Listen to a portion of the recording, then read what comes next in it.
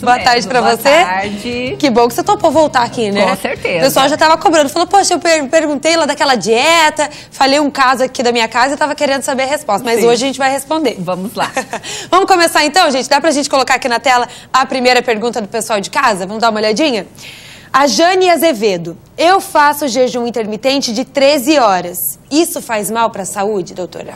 Na realidade, o que é o jejum? O jejum você vai ficar um período do teu dia sem se alimentar. O que mais importa nesse caso é o que você vai comer quando você não estiver jejuando. Porque não adianta nada você fazer 12, 14, 16 horas de jejum e depois comer coxinha, pastel, comer bolo. Então depende muito da alimentação. Tem que ser uma alimentação com baixo índice de carboidratos, escolher carboidratos melhores, inhame, batata doce, o carboidrato dos legumes, proteínas de boa qualidade, ovos e gorduras boas também, que vem do abacate, das castanhas. Então tem que cuidar muito com o alimento que ela vai escolher, porque senão não adianta nada fazer o jejum. Tá, doutora, mas o que acontece com o nosso corpo quando a gente fica esse tempo todo sem comer? No caso da Jane, aí que ela fica 13 horas, né? Isso. Então, quando a pessoa tem uma alimentação legal, qual é o objetivo do jejum? É fazer com que o nosso corpo utilize a gordura como fonte de energia. Só que o corpo só vai utilizar a gordura como fonte de energia se você estiver se alimentando bem.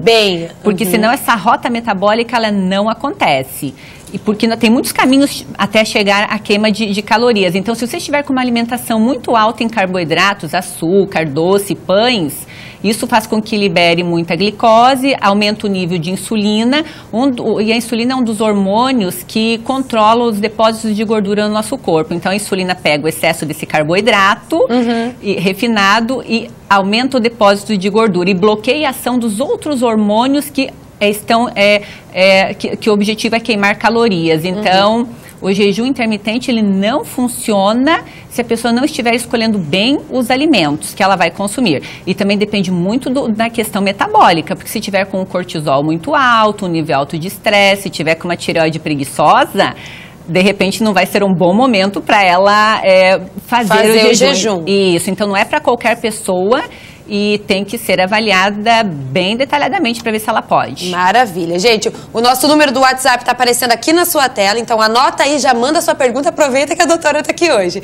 988846107, manda que a gente já responde aqui ao vivo para vocês. Sobre esse assunto que a gente estava falando aqui, tem mais uma perguntinha, vamos dar uma olhada? Rosângela, e comer muito tarde é ruim para a saúde? Porque às vezes fica lá às 13 horas sem comer e vai comer só à noite. Acaba sendo ruim, doutora? Depende, porque no caso do jejum, se a pessoa for fazer um jejum de 12 horas, ela vai comer 8 horas da noite, depois só vai comer 8 horas da manhã. Então é uma opção que ela está fazendo e o corpo vai se readaptar a esse novo metabolismo que ela tem, vai se reprogramar. Então depende da dieta que ela está fazendo. De novo entra a história, o que você vai comer e quando você vai comer. Se uma pessoa estiver sedentária e ela quer emagrecer, não é interessante comer carboidrato tipo pãozinho à noite, macarrão. Ela deveria optar por uma batata doce, um peixe, um frango ou um omelete à noite. Então depende do objetivo. Agora, o objetivo é a hipertrofia, aumentar a massa muscular, aí muda totalmente a estratégia nutricional. Então depende muito de cada caso. Então não tem uma regra, depende qual o objetivo dela. Se o objetivo é emagrecer, se manter saudável, se aumentar a massa muscular ou ganhar peso. Então deve ser avaliado bem detalhadamente. Cada caso tem Mas não é legal jantar muito tarde, porque o nosso corpo, se você fazer uma refeição muito pesada à noite, com massa, por exemplo, você não vai queimar essas calorias à noite. É muito fácil de Você vai comer e vai dormir, né? Vai dormir. Então o risco disso se armazenar em forma de gordura é muito grande, que é o que nós não queremos que aconteça. Né? Então, de preferência, jantar um pouco mais cedo. Até o ideal seria seguir o horário dos antigos, né? Até umas 18, 19 horas. E depois não comer mais. Para dar tempo de fazer a digestão, para que isso não atrapalhe até no teu sono. Porque se você come muito tarde, o teu foco da tua circulação vai estar toda voltada para a tua digestão e você não vai conseguir ter um bom descanso. Teu cérebro não vai descansar. Então, até para um bom sono é importante comer mais cedo. Beleza. Tem uma outra pergunta relacionada a essa questão de comer à noite, que chegou aqui pra gente da Tânia Costa. Comer só frutas à noite, tipo mamão, melão, emagrece? Porque tem o açúcar também, que a gente comentou ontem aqui, né? Isso, então as frutas, elas têm um açúcar que é a frutose. A frutose, ela também vai se transformar em glicose e pode fazer pico de insulina. Então o legal é que ela opte somente por um tipo de fruta, que não misture várias frutas. Uma salada de fruta, então nem pensar. Não, o legal não é porque assim, tem a combinação das frutas, que as frutas ácidas não podem ser misturadas com as doces teriam que ser com as semidoces também. Então isso nós temos que perceber bastante. Então o legal vai comer uma fruta à noite. Então, o que ela deveria fazer? Uma banana, um abacate, invista em semente de abóbora, semente de girassol, ou com uma chia, ou com uma aveia, ou coloque uma gordurinha de coco, ou um azeite de oliva junto. Precisa ter uma gordura junto, até mesmo as castanhas oleaginosas e nozes. Um amendoinzinho junto. Isso, mas pouca quantidade. Pouca quantidade. Não que vai comer frutas todas as noites, mas se comer de vez em quando não tem problema. Só cuidar para que isso não sem radicalismos, né? Mas não que comer só fruta à noite emagrece, engorda, depende muito do metabolismo dela. E como que ela vai comer essas frutas? Vai comer a fruta sozinha não é interessante, sempre acompanhado de um cereal. Tá certo. Tânia, respondida então a sua pergunta. Tem mais uma aqui que chegou pra gente, vamos dar uma olhadinha? Andresa, eu não costumo tomar café da manhã, eu só tomo 2 copos de detox. Faz mal fazer isso, doutora? Não, depende do metabolismo dela e do que o corpo dela gosta. Tem gente que só toma um suco de fruta de manhã e se sente bem, tem gente que se sente bem se não comer nada, alguns só vão tomar um chá de manhã, alguns só tomam água com limão. Então depende, se faz bem para ela, ela está se sentindo bem, ótimo. O legal não é tomar o suco e depois de 2 horas ter que comer alguma coisa porque ela está com fome, aí não é interessante pro metabolismo. Entendi. Mas se ela aguenta ficar até o meio-dia, horário de uma próxima refeição, tá legal, tá bacana. Agora, mais do que dietas, nós estamos falando aqui de saúde, né, doutora? Isso. Até um exemplo que ele deu, ele foi falando da uva, mas a doutora já falou aqui no estúdio, não adianta tomar o suco com o açúcar, porque daí já não vai mais fazer bem pra saúde, né? Isso, então o ideal é optar pelo suco de litro, que não tenha conservantes e que não tenha adição de açúcar. E cuidado para não tomar muito suco de uva também, porque ele é muito calórico. Então, o ideal é tomar um copinho por dia, um copo de 200 ml e tudo, para que você tenha o resveratrol. E também nós encontramos o resveratrol no vinho tinto. Ah, então por isso que é recomendado uma tacinha de vinho. Uma tacinha de vinho tinto, seco, que tem o resveratrol também, que é um potente antioxidante. Ele tem os polifenóis, tem o resveratrol, que atuam principalmente na parte circulatória, na questão de problemas cardíacos também, prevenindo e tratando.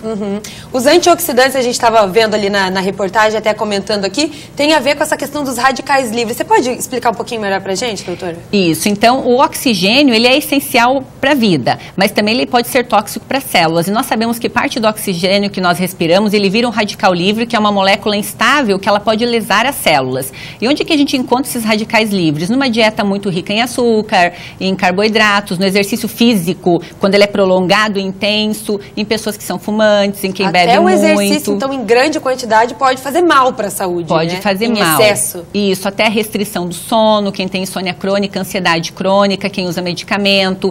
Então, isso gera uma produção muito grande de radical livre e que se nós temos um desbalanceamento entre o radical livre e o antioxidante da nossa alimentação, nós criamos o estresse oxidativo, que pode levar à formação de câncer, de catarata, de doenças autoimunes, de Alzheimer, Parkinson. Então, o legal dos alimentos antioxidantes é que eles bloqueiem a ação dos radicais livres, que ajudem nisso tudo. E são esses alimentos aí que a gente mostrou na reportagem, e esse como o suquinho de uva, o vinho tinto, o açafrão, o alho, as frutas vermelhas, a vitamina A, a vitamina C presente nas frutas cítricas também. E o mais importante não é só incluir alimentos antioxidantes, mas também excluir os alimentos inflamatórios. Inflamatórios. Isso. Tá certo. Tem uma pergunta sobre isso. Vamos ver o que o pessoal de casa está mandando?